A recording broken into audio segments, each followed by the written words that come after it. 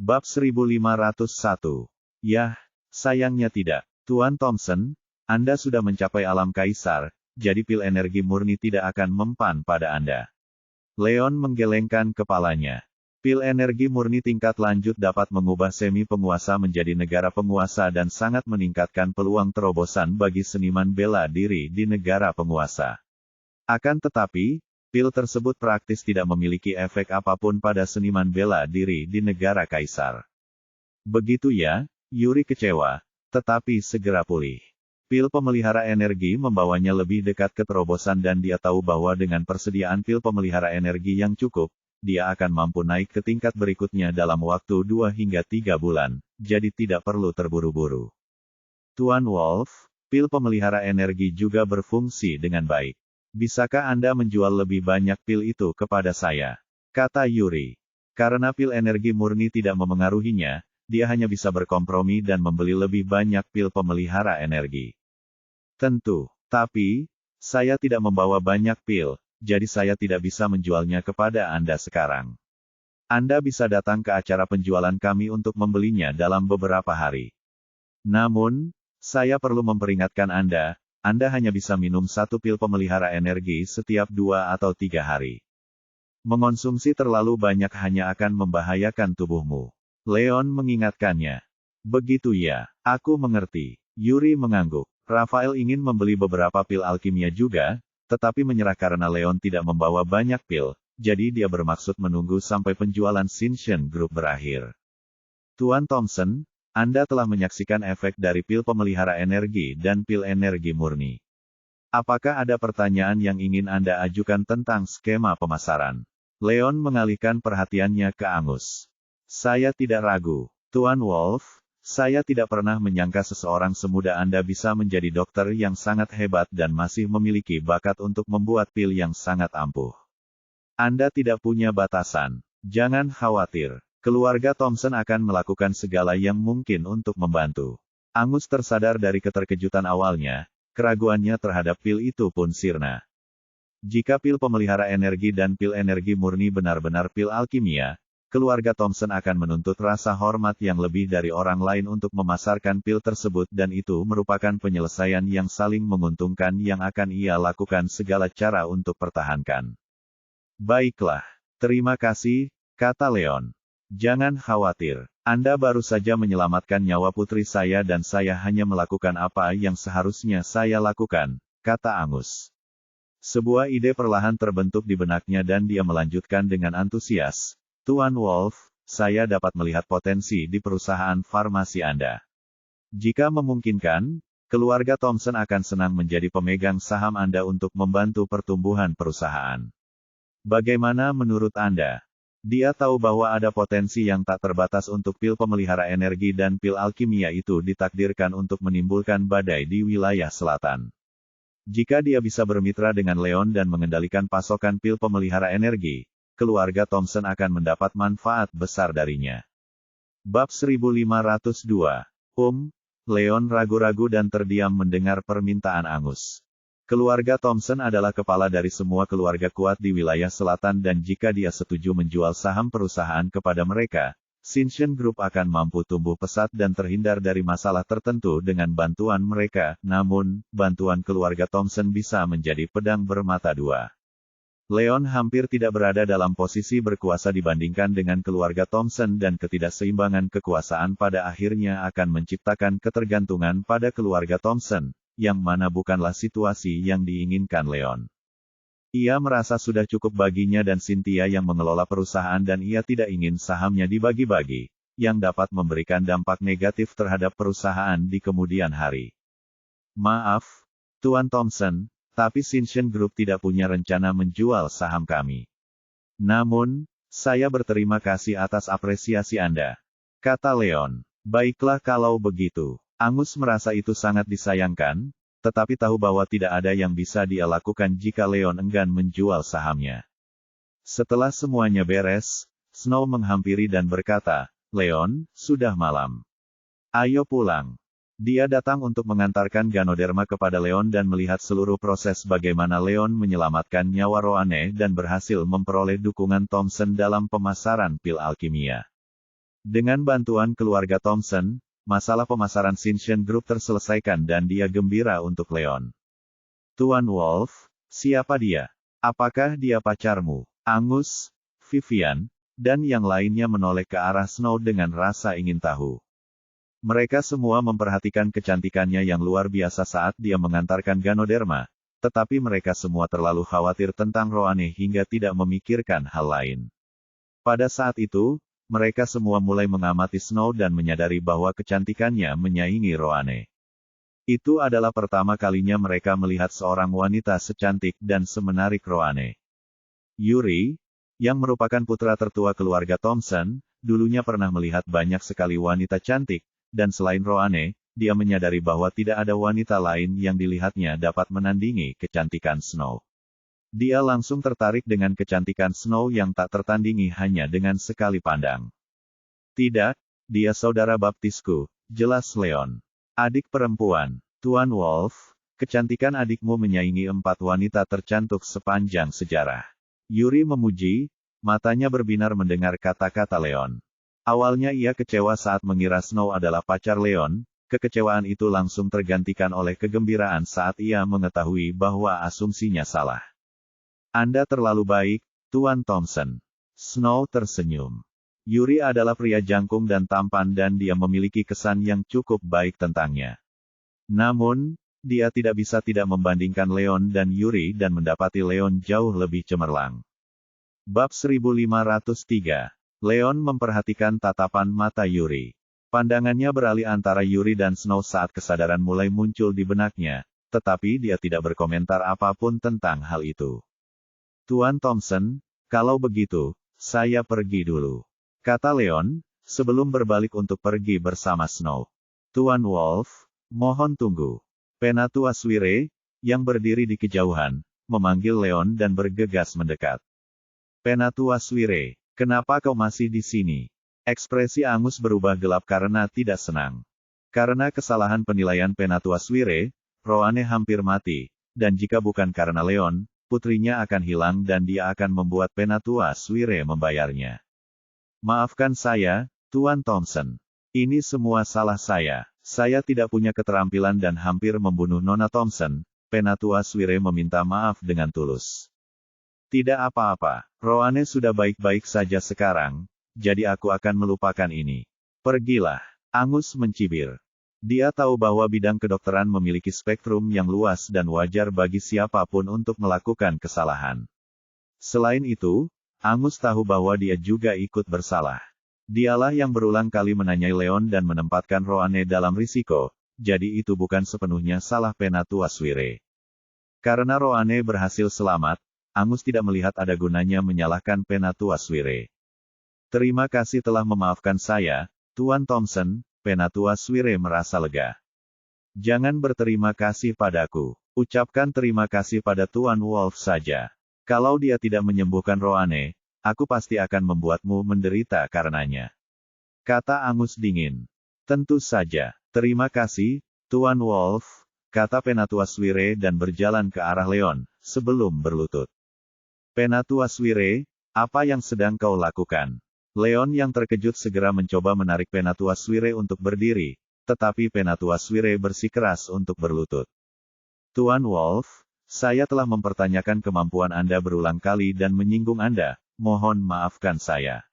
Selain itu, jika memungkinkan, saya ingin memohon agar Anda mengajari saya metode kompresi keabadian, kata Penatua Swire dengan sungguh-sungguh saat menjelaskan alasan dia memanggil Leon pada awalnya. Begitu ya, jadi, kamu ingin mempelajari metode kompresi keabadian. Leon pun tersadar. Ya, kalau Anda mengizinkan, saya ingin menjadi murid Anda dan belajar dari Anda, kata Penatua Swire dengan malu-malu. Dia tahu bahwa ada banyak sekali teknik eksklusif dan teknik-teknik itu sering diajarkan kepada keturunan atau murid-muridnya. Namun, karena dia sudah terlalu tua, dia tahu bahwa Lon mungkin tidak setuju untuk menerimanya sebagai murid. Lupakan soal menjadi muridku. Leon menggelengkan kepalanya. Seperti yang diharapkan, gerutu Penatua Swire dengan getir. Ia sudah menduga Leon akan menolaknya, tetapi tetap saja kecewa. Namun, Apa yang dikatakan Leon di saat berikutnya mengubah kekecewaannya menjadi kegembiraan. Bab 1504. Penatua Swire, jika Anda ingin mempelajarinya, saya akan mengajarkan Anda metode kompresi keabadian, kata Leon. Metode pelatihan, terutama yang tingkatnya tinggi, akan menimbulkan kekacauan dan bahkan dapat mengancam keselamatannya jika ia mengajarkannya kepada siapapun yang memintanya. Namun, metode pengobatannya berbeda karena dapat digunakan untuk memberi manfaat bagi masyarakat dan mereka yang membutuhkan. Karena Penatua Swire tampak bersungguh-sungguh, Leon tidak melihat ada masalah dalam mengajarkannya metode kompresi keabadian. Tuan Wolf, apakah Anda mengatakan bahwa Anda akan mengajari saya metode kompresi keabadian? Apakah saya mendengar Anda dengan benar? Penatua Swire benar-benar tercengang. Dia tidak pernah menyangka Leon akan menolak untuk menerimanya sebagai murid, namun setuju untuk mengajarinya metode kompresi keabadian. Itu benar-benar di luar imajinasinya sehingga Penatua Swire berusaha keras mempercayai apa yang baru saja didengarnya. Kau tidak salah dengar. Bangun saja. Aku akan mengajarimu metode kompresi keabadian. Leon tersenyum. Bagus sekali. Terima kasih, Tuan Wolf. Terima kasih banyak. Dengan gembira, Penatua Swire menundukkan kepalanya dan berdiri. Penatua Swire, saya akan menunjukkan metode kompresi keabadian secara terperinci. Cobalah untuk menghafalnya, kata Leoni, sebelum menjelaskan secara terperinci tentang metode kompresi keabadian. Metode kompresi Eternity adalah metode perawatan kelas atas yang berasal dari kitab sirkulasi internal dan rinciannya telah lama hilang. Sebagai seorang dokter yang terampil, Penatua Swire diajarkan beberapa dasar tentang metode kompresi keabadian dan karena dia sehat. Berpengalaman dalam metode kompresi, dia hampir langsung mengerti apa yang dikatakan Leon dan memahami konsep metode kompresi Eternity tak lama kemudian. Baiklah. Aku sudah mengajarkanmu metode kompresi keabadian. Aku harap kamu akan mempelajarinya lebih sering setiap kali kamu punya waktu dan mendidik lebih banyak orang tentang metode ini, Leon berkata dengan wajah datar. Penatua Swire tampak sangat tulus dan Leon mempertimbangkan untuk mengajarinya beberapa metode pengobatan lagi, tetapi karena akan lebih baik bagi seseorang untuk menguasai satu metode daripada mengetahui banyak metode tanpa menjadi ahli dalam satu pun, dia akhirnya mengesampingkan pikiran itu. Akan sangat ideal jika seseorang seusia Penatua Swire dapat menguasai metode tersebut, jadi Leon tahu bahwa mengajarkan lebih banyak metode kepada Penatua Swire tidak akan menguntungkan Penatua Swire dengan cara apapun. Tuan Wolf, terima kasih atas kemurahan hatimu. Penatua Swire berlutut dengan hormat lagi. Meskipun Leon tidak setuju untuk menerimanya sebagai murid, Leon mengajarinya metode kompresi keabadian tanpa meminta imbalan apapun dan Penatua Swire berterima kasih. Penatua Swire, bangunlah. Kau tidak perlu berlutut. Leon membantu Penatua Swire berdiri dengan tergesa-gesa. Setelah itu, Penatua Swire memastikan bahwa ia memperoleh nomor kontak Leon untuk bertukar pengetahuan medis di masa mendatang. Keduanya kemudian berpisah dan meninggalkan rumah besar Thompson. Sementara itu, di Scammell's Mansion, Iris melaju sementara Leon pergi menemui Raphael dan bertemu Patrick. Patrick, Damian dan yang lainnya sudah menunggunya di ruang tamu. Sejak mereka tahu bahwa Cynthia juga pacar Leon, dan bahwa dia tampak dekat dengan Snow dan Ruth, Patrick marah dan langsung menganggap Leon tukang selingkuh. Kesan sebelumnya tentang Leon hancur dan yang Patrick inginkan selama beberapa hari terakhir adalah Iris putus dengan Leon sebelum dia menghancurkan hatinya. Selain Patrick, Amy, dan Penny juga menganggap Leon tidak dapat diandalkan karena berkencan dengan banyak wanita sekaligus dan ingin meyakinkan Iris untuk meninggalkannya, dan Damian adalah satu-satunya yang tetap netral. Bab 1505. Begitu Iris tiba, Patrick, Amy, dan yang lainnya bergantian berbicara kepadanya, berusaha meyakinkannya untuk meninggalkan Leon. Namun, Iris bertekad untuk tetap berada di sisi Leon apapun yang mereka katakan. Setelah berbicara selama berjam-jam, mereka segera berakhir dengan tenggorokan kering dan tidak ada hasil apapun. Kenapa kau begitu keras kepala, Iris? Ada banyak bujangan yang memenuhi syarat di wilayah selatan ini. Wanita secantik dirimu akan menemukan pasangan yang jauh lebih baik jika kau meninggalkan Leon. Patrick merasa frustrasi karena Iris menolak untuk mendengarkan alasannya. Berhentilah mencoba meyakinkanku, kakek. Leon bukanlah pria seperti yang kau kira. Kami telah melalui banyak hal hingga akhirnya bersama, jadi aku tidak akan pernah putus dengannya. Kata Iris dengan tekad. Kenapa kau? Patrick sangat marah sampai-sampai tubuhnya gemetar. Ayah, biarkan saja. Anak-anak punya kehidupan mereka sendiri. Kalau Iris memang sudah bertekad untuk bersama Leon, sebaiknya kita tidak usah ikut campur, kata Damian. Leon pernah menyelamatkan hidupnya dan dia sudah berjanji pada Iris untuk berpihak padanya sebelum dia tiba, jadi dia bermaksud menepati janjinya. Tidak mungkin. Leon Wolf adalah seorang penggoda wanita yang tidak bertanggung jawab dan aku tidak akan membiarkan dia menghancurkan Iris. Patrick berdiri dan menghantamkan telapak tangannya ke meja. Sebaliknya, Amy, Penny, dan yang lainnya tampak jauh lebih tenang.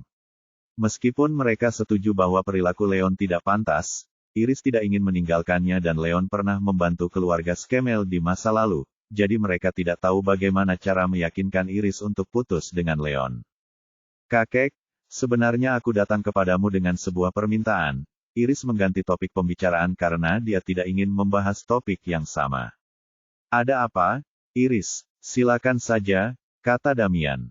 Leon akhir-akhir ini sedang membuat pil alkimia dan dia akan segera menjualnya dalam kampanye penjualan. Aku ingin bantuanmu dalam memasarkan kampanye penjualan dan pilnya. Iris mengakui niatnya untuk berkunjung. Jadi ini semua demi Leon lagi. Patrick geram. Dia berharap bisa membuat Iris putus dengan Leon dan Iris tidak hanya menolak meninggalkan Leon, tetapi dia juga memenuhi semua kebutuhannya dan Patrick tidak bisa mentolerirnya. Tidak mungkin. Keluarga Skemel tidak akan pernah menolongnya. Mungkin aku akan mempertimbangkannya jika kau setuju untuk meninggalkannya saat ini juga. Patrick meraung. Tidak akan. Aku tidak akan pernah meninggalkan Leon. Iris menggelengkan kepalanya dengan tegas.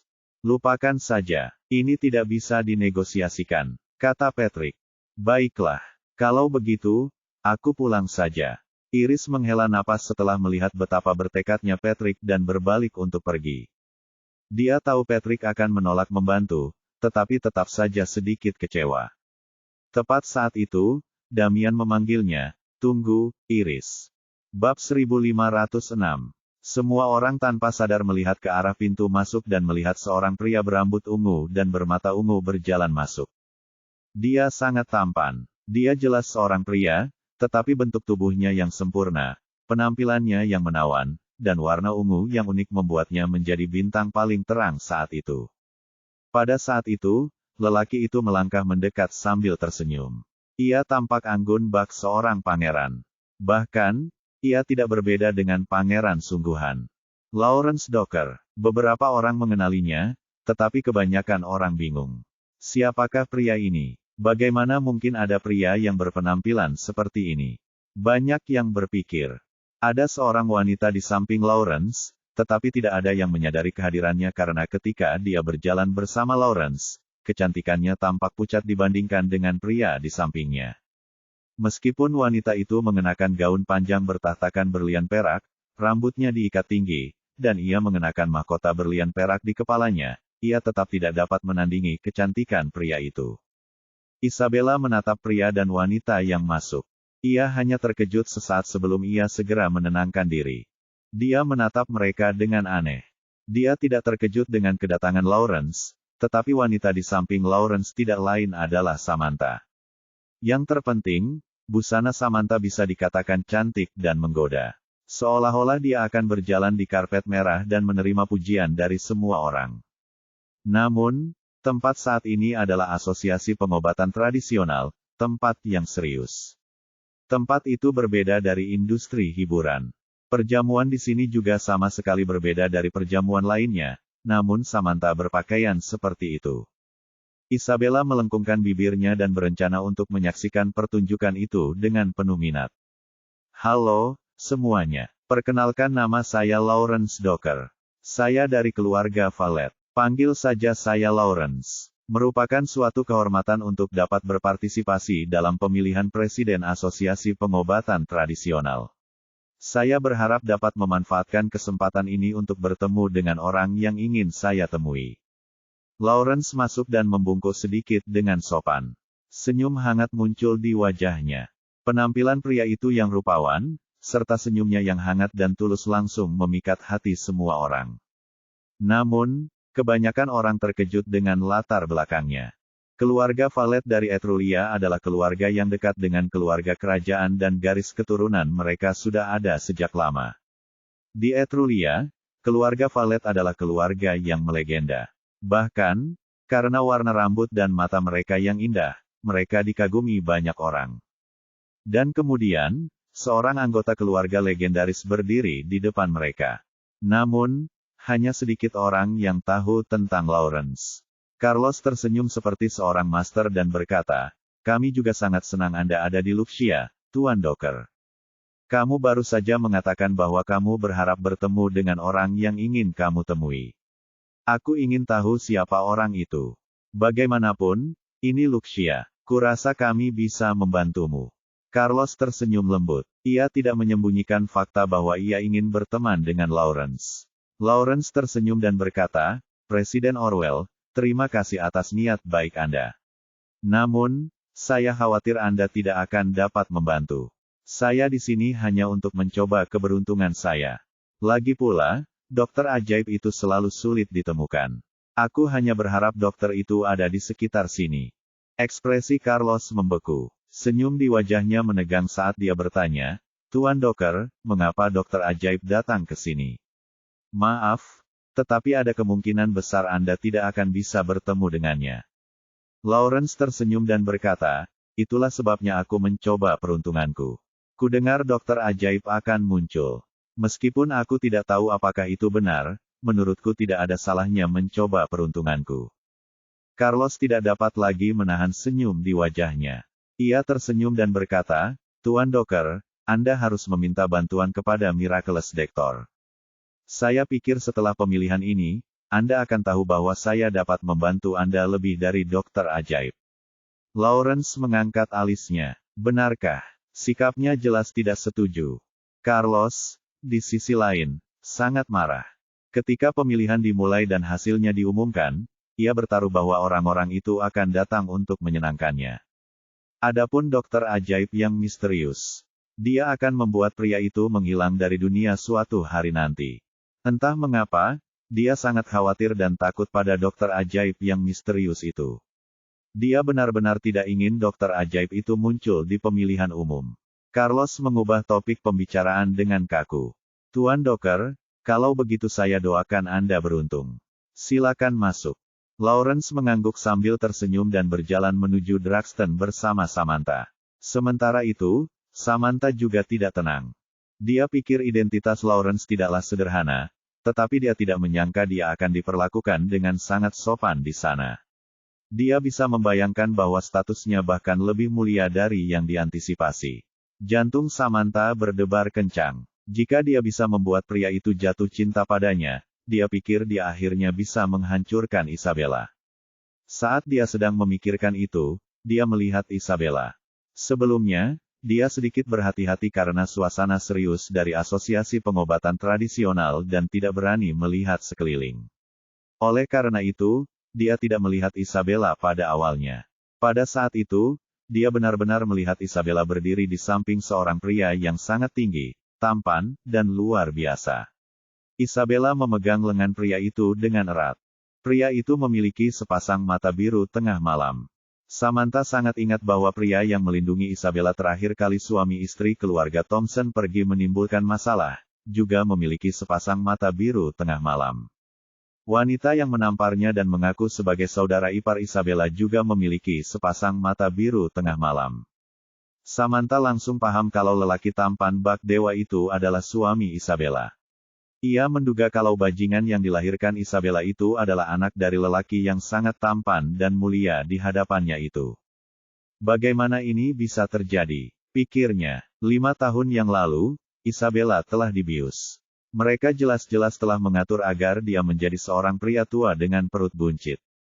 Dia tidak dapat mengerti mengapa dia menjadi wanita dari pria tampan yang seperti seorang kaisar itu. Rasa frustrasi di hati Samantha membuat matanya terbelalak dan wajahnya berubah. Dia marah. Dia menyadari bahwa pria itu bahkan lebih menawan daripada Lawrence. Yang terpenting, aura yang dimiliki pria itu begitu agung sehingga mengalahkan semua yang ada di sekitarnya. Orang bisa melihat betapa luar biasanya statusnya. Samantha sedang dalam suasana hati yang buruk. Di satu sisi, dia begitu cemburu hingga hampir gila, tetapi di sisi lain, dia tidak bisa menahan diri untuk tidak tertarik pada pria di samping Isabella. Sementara wajahnya berubah, dia tidak dapat mengalihkan pandangan, jadi dia menciptakan situasi yang aneh. Wajahnya berubah saat dia melotot ke arah Draxton. Mereka yang tidak tahu lebih baik akan berpikir bahwa Draxton adalah musuhnya. Adegan itu sungguh menakutkan. Jenderal Sanders mengerutkan kening dan berkata kepada Lawrence, "Tuan Docker, wanita di sebelah Anda tampaknya tidak enak badan." Bab 1507. Itu luar biasa. Iris berseri-seri. Dia tahu bahwa Leon sangat membutuhkan buah malaikat dan sebagiannya karena dia ingin mengobati titik laut energi Albert yang rusak. Dia tidak hanya meyakinkan Patrick untuk membantu memasarkan pil alkimia, tetapi dia juga menerima berita tentang buah malaikat, dan Iris sangat gembira. "Iris, cepatlah dan beritahu Leon tentang kabar baik ini." Damian tersenyum. "Ya, aku akan meneleponnya sekarang juga." Iris mengangguk dan mengeluarkan ponselnya untuk menelepon Leon. Saat itu, Leon sedang fokus merawat Roanne dan meskipun sudah menelepon beberapa kali, panggilan Iris tidak terjawab. Aneh sekali. Kenapa dia tidak mengangkat telepon? Iris terkejut, tetapi segera menyadari apa yang terjadi. Leon meneleponnya suatu kali ketika ia membutuhkan Ganoderma berusia 1000 tahun dan meskipun ia tidak menjelaskan banyak hal, ia menyadari bahwa Leon mungkin sedang merawat seseorang dan terlalu sibuk untuk menjawab teleponnya. "Tidak apa-apa, Iris. Kami sudah punya berita tentang buah malaikat, jadi tidak perlu terburu-buru. Kau bisa memberitahu Leon kabar baik itu nanti malam," kata Damian. "Tidak, kita bisa menundanya lebih lama lagi untuk mencegah terjadinya kecelakaan." Iris menggelengkan kepalanya. Buah malaikat itu penting bagi Albert dan Leon dan karena dia akhirnya mengetahui berita itu, dia sangat ingin mendapatkannya sesegera mungkin, atau keluarga Martel mungkin akan menggunakan buah malaikat itu dan tidak ada yang tahu berapa lama waktu yang mereka perlukan sampai buah anel lainnya muncul. "Lalu apa yang ingin kamu lakukan?" tanya Damian. "Paman, di mana keluarga Martel tinggal? Apakah Anda akan ikut dengan saya mengunjungi mereka? Mari kita lihat apakah kita bisa membeli buah dari mereka," kata Iris sambil berpikir. Karena tidak dapat menghubungi Leon, ia berencana untuk menemui keluarga Martel. Akan lebih baik jika keluarga Martel bersedia menjualnya, tetapi jika mereka menolak, ia selalu dapat membicarakannya dengan Leon setelahnya. Sebagai pacar Leon, dia ingin membantu meringankan bebannya alih-alih meminta bantuannya dalam segala hal. Jika dia bisa mendapatkan buah malaikat, itu akan menjadi kejutan yang luar biasa bagi Lon. "Tentu, aku akan ikut denganmu." Damian setuju dan meninggalkan rumah besar itu bersama Iris, sebelum melaju menuju rumah besar Martels. Keluarga Martel adalah salah satu garis keturunan kuno seniman bela diri di wilayah selatan dan memiliki metode kekuatan tingkat lanjut, yang membuat mereka jauh lebih kuat daripada keluarga Skemel dan Liberton. Di luar Martels Mansion, Damian dan Iris tiba dan dihentikan di luar pintu masuk oleh dua penjaga, jadi Damian segera memberitahu penjaga siapa dia dan mengapa dia berkunjung. Keluarga Skemel adalah salah satu keluarga terhormat di wilayah tersebut dan Damian memiliki status tinggi sebagai putra tertua dari garis keturunan pertama. Para penjaga tidak berani membuatnya menunggu dan melapor kepada pengawas mereka. Begitu izin masuk mereka disetujui, salah satu penjaga membawa Damian dan Iris masuk. Bab 1508. Di ruang tamu, Damian dan Iris bertemu dengan putra tertua keluarga Martel, Charlie Martel. Usianya akhir 20-an dan berpakaian mewah, penampilannya yang angkuh mengundang rasa hormat dan orang bisa tahu bahwa dia adalah pemuda berbakat hanya dengan melihatnya sekali. "Maaf atas kunjungan mendadak ini, Tuan Martel," kata Damian sopan. Meskipun Charlie lebih muda darinya, keluarga Martel jauh lebih berkuasa daripada keluarga Skemel dan Damian tahu bahwa ia harus tetap menghormatinya. "Tidak apa-apa, Tuan Skemels. Silakan duduk, Charlie tersenyum, sebelum melihat Iris. Saat melihat betapa cantiknya Iris, matanya berbinar. Sebagai putra tertua keluarga Martel, dia pernah melihat banyak sekali wanita cantik di masa lalu, tetapi dia tidak pernah melihat kecantikan yang begitu memukau dan langsung terpikat. Tuan Skemels, siapa ini? Dia tersadar dari keterkejutan awalnya dan bertanya. Perkenalkan keponakanku, Iris Yang, kata Damian. Kerabat Skemel, senang bertemu denganmu. Charlie menatap Iris dengan penuh semangat dan tersenyum dengan senyum yang tidak terlalu sombong ke arah keduanya. Setelah bertukar basa-basi sebentar, mereka semua duduk. Tuan Skemels, mengapa Anda dan Nona yang ada di sini? Charlie langsung ke intinya. Kami mendengar bahwa keluarga Martel memperoleh buah malaikat beberapa hari yang lalu dan kami ke sini untuk mendapatkannya, jelas Damian. Buah malaikat, kami baru saja mendapatkannya. Charlie mengangguk. Keluarga Skemel adalah pemasok bahan mentah dengan khasiat medis dan akan membeli segala macam tanaman herbal melalui berbagai saluran.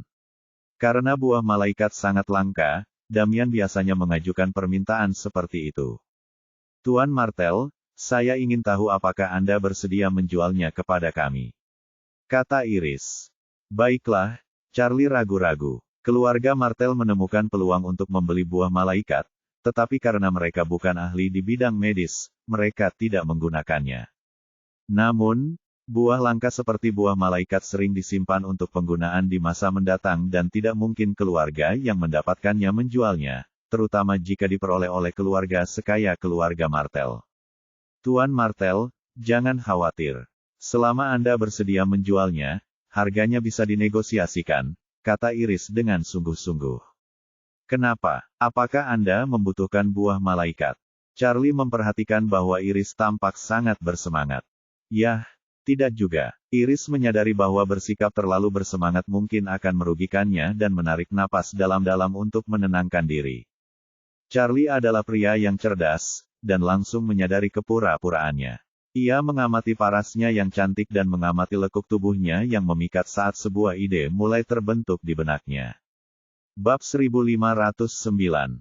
Maaf, Nona Yang, tapi keluarga Martel sangat membutuhkan buah malaikat dan saya khawatir saya tidak bisa menjualnya kepada Anda, kata Charlie dengan menyesal. Begitu ya? Iris kecewa, tapi segera merasa penuh harapan lagi atas apa yang dikatakan Charlie di saat berikutnya.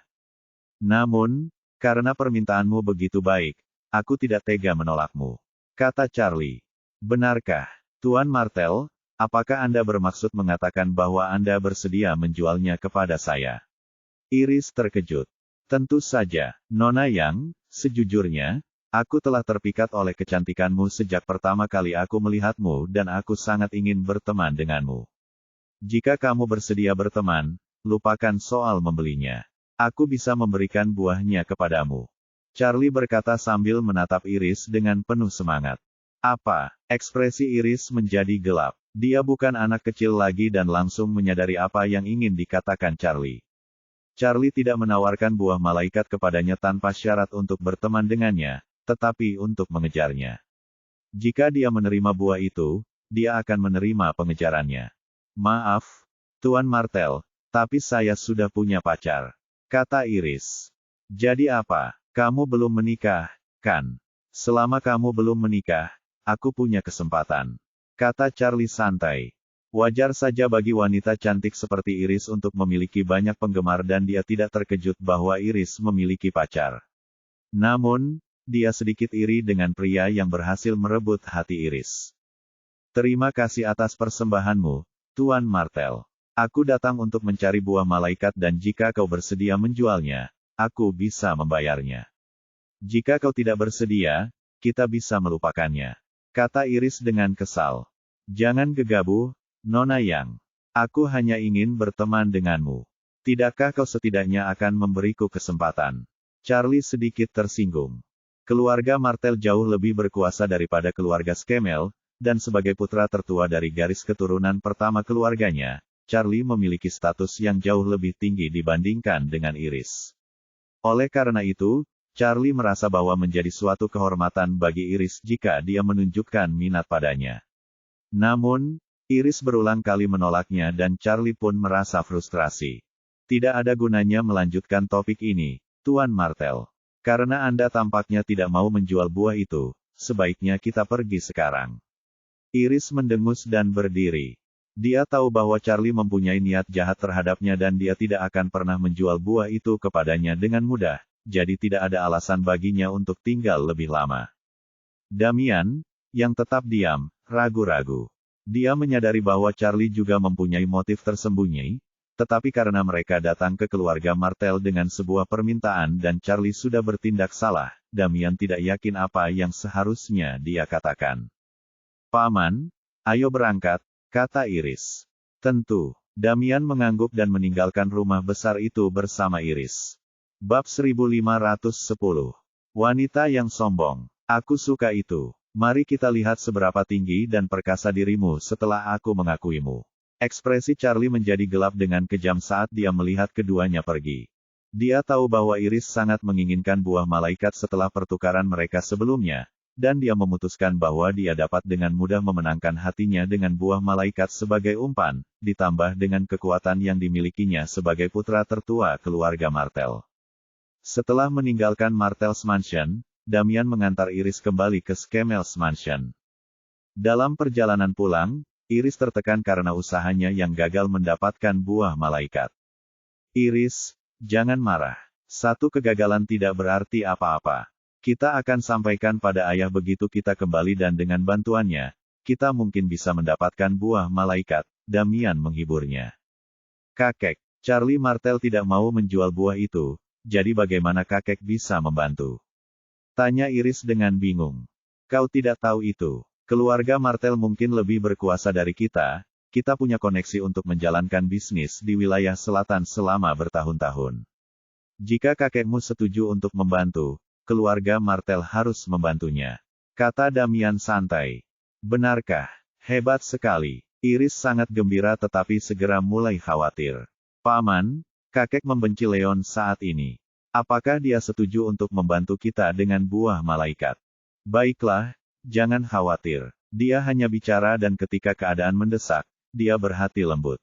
Minta saja bantuannya dan aku akan membantu. Aku yakin dia akan setuju untuk membantu. Damian tersenyum. Kurasa itu satu-satunya cara. Iris mengangguk dan merasa rileks. Cincin. Tepat pada saat itu, dia mendengar teleponnya berdering dan menyadari bahwa Leon sedang menelepon ketika dia mengeluarkan teleponnya. Leon baru saja meninggalkan Thompson's Mansion dan melihat panggilan tak terjawab dari Iris, jadi ia segera menelepon kembali. Iris segera menjawab panggilan dan memberitahu Lon tentang buah malaikat. Leon sangat gembira ketika mengetahui bahwa buah malaikat muncul dan memutuskan untuk menemui Iris di rumah keluarga Scamel untuk mencari cara mendapatkannya. Iris dan Damian tiba di Scamel's Mansion dan melihat Patrick dan Amy di ruang tamu. Damian, kamu tidak mendapatkan buah malaikat? Tanya Amy ketika dia menyadari bahwa mereka kembali dengan tangan kosong. Tidak, Damian menggelengkan kepalanya sambil tersenyum pahit. Itu sudah diduga. Patrick mengejek. Kebanyakan keluarga lebih memilih menyimpan obat atau herbal langka daripada menjualnya, jadi dia tidak heran jika Iris gagal mendapatkan buah malaikat.